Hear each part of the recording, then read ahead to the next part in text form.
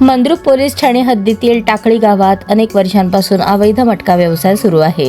14 जुलै 2026 रोजी उपविभागीय पोलीस अधिकारी सोलापूर यांच्या कार्यालयाकडून टाकळी येथे छापा टाकला असता आरोपी सिद्धाराम जगन्नाथ झेंडेकर वय 53 याच्याजवळ कल्याण मुंबई मटक्यासंबंधी अंक आकडेमोड केलेली चिठ्ठी, 10,000 रुपये रोख रक्कम, सॅमसंग कंपनीचा मोबाईल आणि निळा पेन आदी साहित्य जप्त करून पोलीस शिपाई अनंत शिंदे, सध्या नेमणूक उपविभागीय पोलीस अधिकारी कार्यालय सोलापूर ग्रामीण यांच्या फिर्यादीवरून महाराष्ट्र जुगार प्रतिबंधक कायदा 1887 च्या कलम 12A नुसार मटका एजंट सिद्धाराम झेंडेकर याच्यावर गुन्हा दाखल करण्यात आला आहे. पुढील तपास PSI चव्हाण करत आहेत.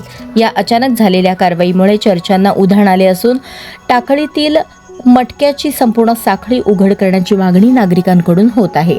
स्थानिक नागरिक व मिळालेल्या माहितीनुसार टाकळी परिसरात अनेक वर्षांपासून मटक्याचा धंदा तेजीत सुरू असल्याचे सांगितले जात आहे. वरिष्ठ कार्यालयाकडून कारवाई होते तर मंद्रुप स्थानिक पोलिसांकडून कारवाई का होत नाही?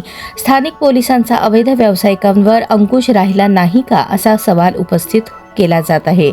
संबंधित बीटच्या कर्मचाऱ्यावर कारवाई होणार का, याकडे नागरिकांचे लक्ष लागले आहे.